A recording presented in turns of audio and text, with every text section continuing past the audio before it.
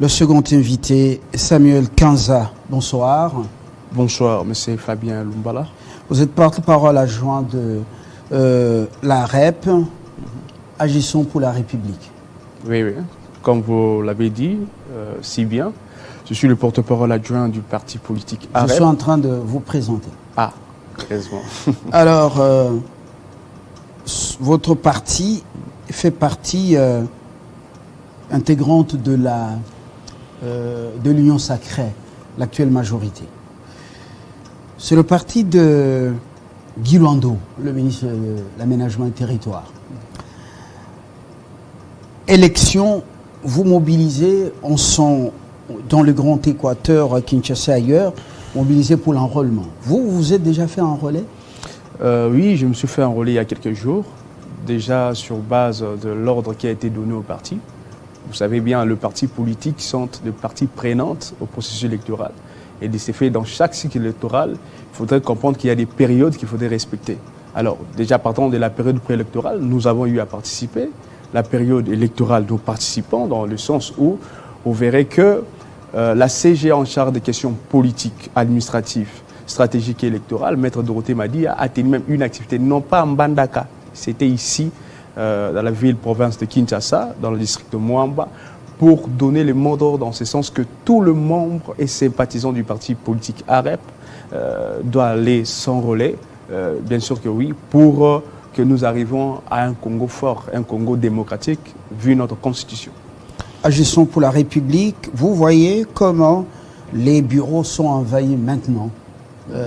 Même les jours fériés, il y en a qui passent pratiquement toute une journée à attendre pour passer chacun son tour. Comment voyez-vous les choses? Un mois, ça s'annonce insuffisant. Ça va appeler un autre mois? Oui. Avec incidence sur le calendrier électoral? Je ne pense pas qu'il y aura de l'incidence, mais il y a d'abord des zones. Il y a eu séparation de zones, il y a 3 zones. Et partant de cette première zone, si on augmente peut-être 2 ou 3 jours, je pense que ça ne pose pas problème. Du fait que... Avec une machine ou deux dans un centre devant lequel c'est des lignes entières et des gens en train d'attendre toute la journée, chacun son tour. Pas seulement toute la journée, parce qu'il y a de ceux-là qui ont voulu à ceux qui viennent seulement en retard. C'est ça l'habitude congolaise, c'est des choses qu'on déplore. Depuis que ça a commencé, il y a de l'engouement. C'est pas que les bureaux attendaient les gens sont toujours nombreux. Est-ce que ça ne peut pas appeler, parce que les gens en âge de voter, les nouveaux majeurs sont très nombreux. Les nouveaux majeurs sont très nombreux, les gens aussi avancés en âge sont aussi très nombreux. La différence, c'est quel est le moment où la personne qui est prétendue être candidat pour être électeur, il se présente à quel moment? Parce que, mon exemple, moi, j'étais là un jour à 6 heures et j'ai eu ma carte déjà à 7 heures ou 8 heures comme ça parce que les agents de la CENI étaient là. Mais aujourd'hui... Vous n'avez bénéficié d'aucun privilège? Non, non, non. Il y avait ma masse. Pas des faveurs auprès des services, même pas. Services de la police, même auprès du président du bureau? Même pas. Même nous ne sommes pas dans le pratique qui sont en train de se faire. Candidat, vous vous présentez avec une masse, on doit vous privilégier. Non, non. Même le parti politique AREP, j'ai vu aucun de nos membres ou militants, même cadres, agir de cette manière-là. Nous venons avec l'ordre respecté, même à l'heure, pour que la CENI fasse un travail comme voulu. Alors, l'insécurité dans l'Est, avec cette montée du terrorisme, à Kasindi, on parle des ADF, on parle des Kenyans. Est-ce que ça va constituer un obstacle majeur pour le processus électoral? Merci pour cette question. Réfléchissons à haute voix. Je suis heureux pour cette question parce que, vous savez, il y a un vent qui souffle déjà, un vent que nous, politiques, nous sommes en train d'inciter la population à des choses qui ne peuvent pas profiter à ces Congos, à ces grands Congos que nous avons. Pourquoi? Vous vous rappellerez que d'après le temps, le Congo a été depuis 1997 jusqu'à ce jour dans une situation d'insécurité, une situation très pénible et très macabre. Et cela ne constitue en rien un blocage pour le processus électoral. Pourquoi? Parce donc, que dans la théorie... tabula rasa de Bunagana, de tout ce qui se passe dans Rutshuru, zone tampon, aller seulement aux élections. Le pouvoir pour le pouvoir. Dans la théorie des élections, il y a ce qu'on appelle des mesures palliatives suite à des situations données.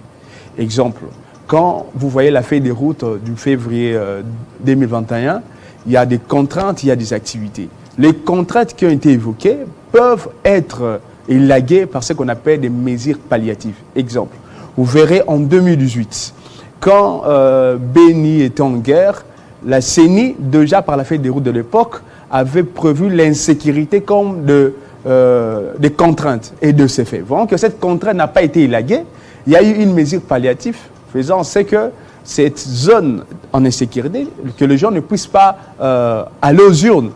Mais cela ne bloque en rien déjà la démocratie, cela ne bloque même en rien les acteurs politiques.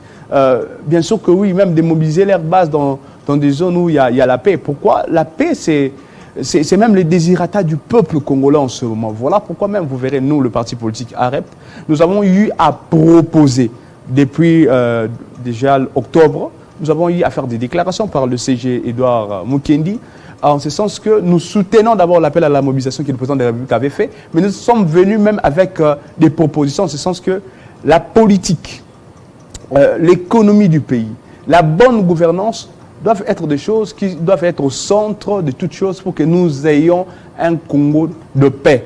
Et ça ne finit pas là parce que nous avons dit chaque population, chaque peuple, chaque individu a une part des choses pour que nous puissions élaguer cette situation. Parce qu'il ne suffit pas seulement qu'il y ait un militaire dans un coin donné pour qu'il y ait la paix. Je me donne le cas à Kichiché. Si, et seulement s'il y avait un Congolais qui avait déjà pu aviser les autorités militaires, peut-être en termes de renseignements, en termes d'infos, cela pouvait même empêcher qu'il y ait des actes que nous avons vus. Certes, nous savons même les modalités de travail de ces terroristes, qu'ils ne révèlent pas leurs secrets avant. Mais on peut prendre aussi le cas de Kassindi à Béni. C'est des choses que nous déplorons, parce que, heureusement que le président de la République, vu la politique qui a été mise en place, une politique visant à ce que la diplomatie respecte les normes. Et vous avez vu, le président de la République est en Davos, en Suisse. Il est même en train d'insister sur l'insécurité. Aujourd'hui, l'intention ou même les yeux des acteurs de la vie internationale sont fixés ici au Congo pour que nous élaguions cette situation. Et je pense que c'est la meilleure des choses. Et nous, AREP, nous soutenons une telle initiative. Nous soutenons le président de la République quant à ce. C'est bien beau le soutien aux institutions, au président, mais il y a un souci, le Nord Kivu, il y a un souci, les touris. Faudra-t-il aller aux élections générales sans une bonne partie du Nord Kivu, sans la province de l'Ituri, ces opérations d'enrôlement dans des zones comme celle appelée, donc occupée par ces Rwandais. Beaucoup de nos frères nos sœurs, nos mamans, le papa sont dans des camps, en train d'errer. À quand l'enrôlement? Parce que ça urge. À quand est-ce qu'ils vont s'organiser pour qu'on leur explique qui voter et pour quels critères, sur base de quels critères? Mais soyons quand même pragmatiques. Le soutien, c'est une bonne chose. Mais est-ce qu'il faudra faire le pouvoir pour le pouvoir? Est-ce qu'il faudra faire la science pour la science, la politique pour la politique, en oubliant ce calvaire, ces drames qui surviennent même dans les églises? Je vais vous répondre en peu de mots. Comment? Il y a un principe politico-juridique latin qui dit salus populus supralex, c'est-à-dire le salut du peuple déroge même aux lois. Voilà pourquoi vous verrez même que le Nord Kivu et l'Ituri, donc Sud Kivu, voyant les actes criminels qui ont été causés depuis les années, il fallait qu'il y ait une mesure exceptionnelle pour au moins atténuer et même résoudre cette situation de l'insécurité. C'est la décision qui a conduit même à ce que nous puissions avoir l'état de siège. Mais pour parler en termes d'élection, si ça doit se faire dans de tels coins, ben, ça ne revient pas à Samuel Kanda, ça revient à la CENI. Mais si Samuel Kanda doit réfléchir, ou le parti politique AREP doit réfléchir, je pense que c'est dans les jours à venir. Pourquoi? Parce qu'il se peut qu'avant que nous arrivions vers la campagne électorale, que la situation puisse être balayée, qu'il y ait la paix totale à l'Est. Parce que c'est ça ce que le peuple congolais veut, c'est ça ce qui existe même dans le chef du président de la République et tant d'autres. Voilà pourquoi c'est mieux de patienter et de voir ce qui peut arriver dans la suite. Nous croyons qu'il peut y avoir un paix. Et je pense que c'est ça l'idéal. Avec un certain réaménagement dans le calendrier, du moins pour cette partie du pays. Il se peut.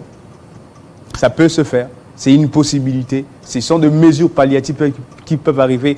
D'abord, il faut retenir une chose. D'après la Constitution du 18 février 2017 qui est modifiée le 20 janvier 2011, nous sommes un État démocratique. De ces faits, étant République démocratique du Congo, nous devons respecter l'idéologie démocratique en mettant en exergue les élections, même s'il y a des situations horribles que nous faisons face à cela. Mais la nation en péril, avec une partie contrôlée par les étrangers, il y a une menace de la balkanisation qui commence à prendre forme, et vous dites les élections, c'est en pole position. Et heureusement déjà en agençant cette allocution au début, quand vous avez posé la première question, je vous ai dit il y a un principe, le solus populus supra lex, c'est-à-dire c'est une exception qui vient à cette situation donnée. Nous sommes un État démocratique.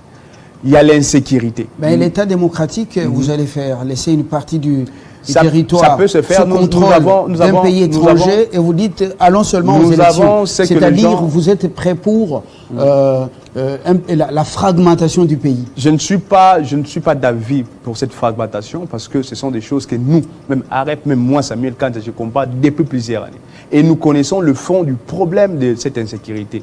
Et de ce fait, nous ne pouvons pas laisser nos frères et sœurs mourir à l'Est. Qu'est-ce qu'il faudrait faire? Il faut aller dans des mesures constitutionnelles. Les mesures constitutionnelles, il y a des principes et il y a des exceptions.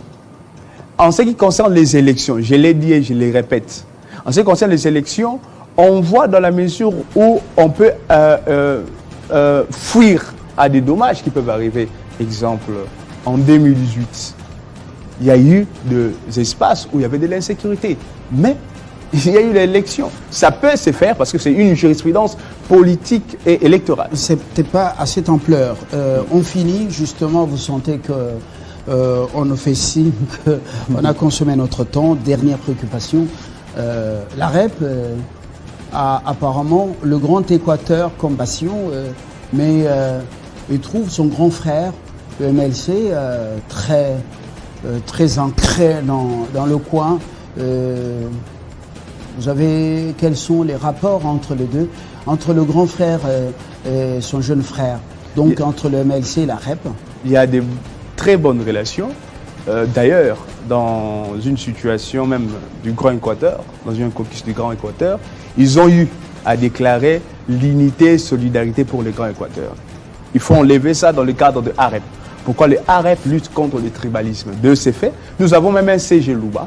Nous avons des CGA du Congo central, nous avons des CGA du Maniema et tant d'autres. Mais nous sommes sur terrain, non pas seulement à l'Équateur, mais dans toutes les provinces. Même la CGA en charge de l'implantation, mobilisation, la CGA Nadine, elle était même à Lubumbashi pour sensibiliser. Mais elle n'est pas Louchois. Elle était au Sud-Ubangi et tant d'autres. Aujourd'hui même, tous les cadres sont déployés. Je pense que nous sommes même le seul et l'unique parti politique qui a eu à organiser une caravane motorisée de grande envergure après la CENI. On ne le fait pas pour avoir de l'ampleur ou quoi. Non, on le fait pour l'intérêt de la population en se disant, si nous sensibilisons cette population à aller se faire un relais, je pense que si on donne un choix à quelqu'un pour être son représentant, c'est une des meilleures des choses. Parce que nous respectons la Constitution étant un pacte sociale que nous avons. Et c'est ça la plus importante des choses. Et voilà, les lois ne sont pas immuables, le contexte peut faire changer les choses. C'est pas moi qui le dis. Samuel Kanza, je vous remercie, porte-parole adjoint de la REP, Agissons pour la République. Bonsoir. Dans quelques instants, moins d'une dizaine de minutes sur nos antennes, le journal, vous allez retrouver la rédaction, et puis toute cette soirée, suivez la rediffusion de ce grand live, c'est à 23h30 sur nos antennes. Au revoir.